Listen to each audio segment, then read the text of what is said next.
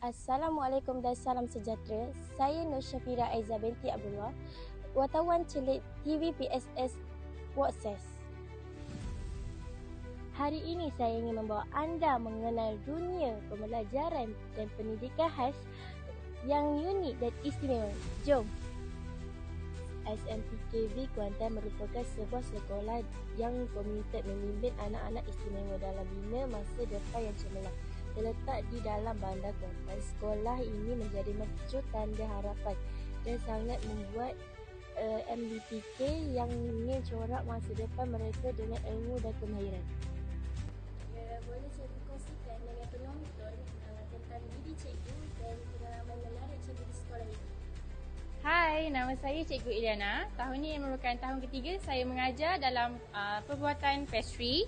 Apa yang menarik dekat sekolah ni ialah dia ada banyak fasiliti, kemudahan yang dapat membantu murid-murid saya terampil dalam setiap topik yang diajar untuk pembuatan pastry. Okay, harapan saya untuk setiap anak-anak murid saya ialah saya harap mereka terampil dalam setiap topik, lepas tu lulus SKM mereka dan dapat aplikasikan setiap apa ilmu yang mereka dapatkan sini kat luar sana, insyaAllah. Di sini murid bukan sahaja mempelajari bidang kemahiran namun turut mengikuti sesi pembelajaran akademik. Assalamualaikum warahmatullahi wabarakatuh. Nama saya Nurlida binti Amir Alza. Saya mengajar operator pengeluaran pemprosesan makanan. Saya dah ada dekat sekolah ini. Ini adalah tahun ke-13 saya kat sini. Pengalaman mengajar anak-anak murid ni saya rasa lain daripada yang lain lah sebenarnya, sebab saya bukan asal daripada kursus ataupun option pendidikan khas.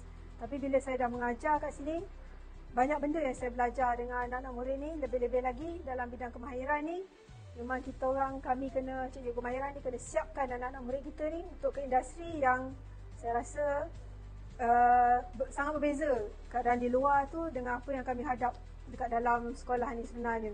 Dan antara benda yang mencabar, kita nak faham anak-anak pendidikan khas ni bukannya mudah. Jadinya perlu banyak sabar, perlu banyak ilmu, perlu banyak kegigihan lah untuk mendidik anak-anak murid ni semua.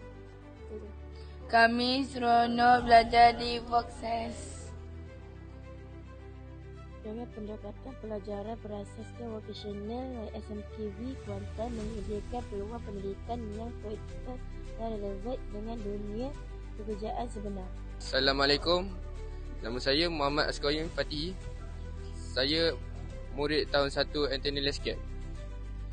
Saya minat kursus ini kerana ini adalah langkah awal untuk mencapai cita-cita menjadi seorang interior design.